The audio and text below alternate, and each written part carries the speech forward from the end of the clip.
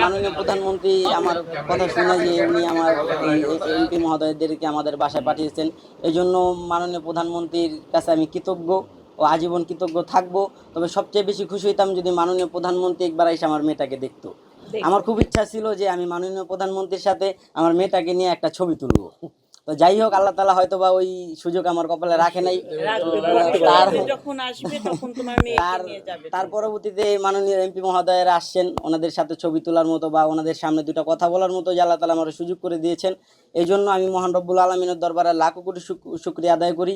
ও মহান রব্বুল আলমিন আমার যে এত বড় একটা ইনজুরি হওয়ার পরও যে আমার আল্লাহ তালা পরপর তিনটা অপারেশন হওয়ার পর যে আল্লাহ তালা আমার বাঁচিয়ে রাখছেন, আমার যে হায়াত ছিল বা আমার আল্লাহ তালা বাঁচিয়ে রাখছেন, আপনাদের এই মিডিয়ার সামনে আজকে কথা বলার মতো সুযোগ করে দিয়েছেন, যাদের মাধ্যমে আমি তাদের প্রতিও আজীবন কৃতজ্ঞ।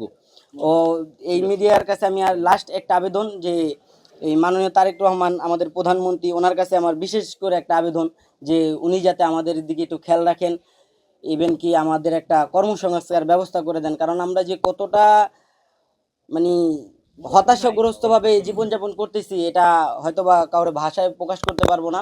মাননীয় প্রধানমন্ত্রীর কাছে আমার বিনীত আবেদন, তিনি যেন আমাদের একটি কর্মসংস্কার এবং কি একটা চাকরির ব্যবস্থা করে দেন। মাননীয় এমপি মহোদয় নিপুণ দিদি, উনি আমার একটা সিভি করাইছেন, ইভেন কি উনি আশ্বাসও দিয়েছেন যে তোমার একটা সরকারি চাকরি আমরা করে দিব ইনশাআল্লাহ।